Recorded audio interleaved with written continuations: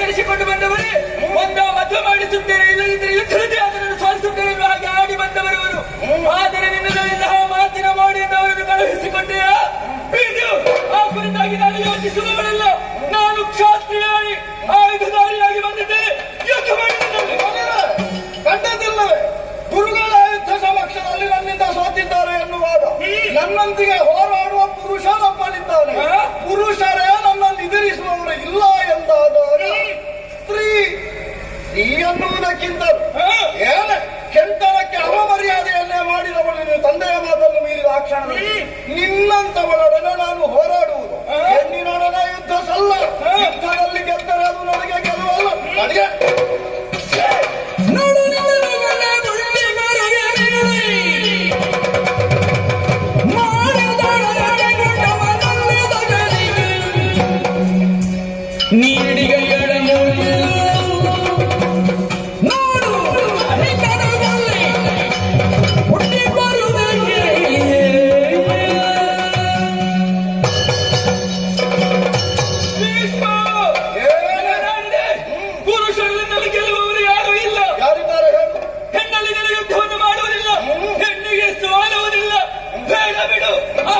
ನಾನು ಯೋಚನೆ ಮಾಡುವವಳಲ್ಲ.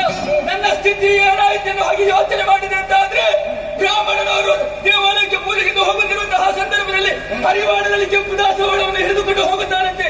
ಆ ಸಂದರ್ಭ ನಾಯಿಯೊಂದು ಮಾಂಸ ಎನ್ನುವ ಹಾಗೆ ಭ್ರಮಿಸಿ ಆ ಹೂವಿಗೆ ಬಾಯಿಯನ್ನು ಹಾಕ್ತಿರಂತೆ. ಅಂತ ದೇವರ ಪೂಜೆಗೂ ಸಲ್ಲ, ಇಂಥ ನಾಯಿಗೆ ಆಹಾರವೂ ಅಲ್ಲ ಎನ್ನುವ ಹಾಗೆ ಸ್ಥಿತಿ ಆಯಿತು ನನ್ನದು. ಅದೇ ಸ್ಥಿತಿಯನ್ನು ನನಗೆ ತಂದು ನಿಲ್ಲಿಸಿದೆಯಲ್ಲ ನೀನು. ನನ್ನ ಮದುವೆ ಆಗುವುದಿಲ್ಲ. ಬೇಡ, ನನಗೆ ಮದುವೆ ಬೇಡ, ಸಂಸಾರ ಬೇಡ, ಗಂಡ ಬೇಡ, ಯಾವುದೂ ಬೇಡ.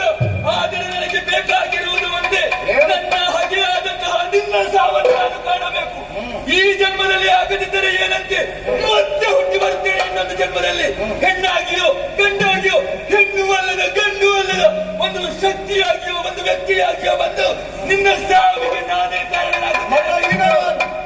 ಅಪ್ಪನನ್ನು ಮೀರಿದೆಯೋ ನೀನು ಹೆಂಡರವನ್ನು ಕಳೆದುಕೊಂಡಿದ್ದು.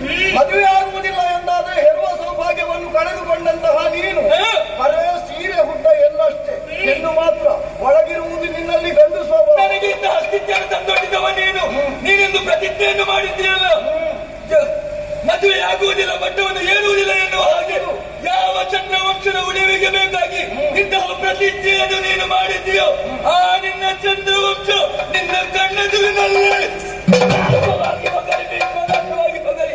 ನಿನ್ನದಂತಹ ಚಂದ್ರವಂಶದಲ್ಲಿ ಹುಟ್ಟಿದಂತಹ ಮಕ್ಕಳೆಲ್ಲವೂ ಅವರವರೇ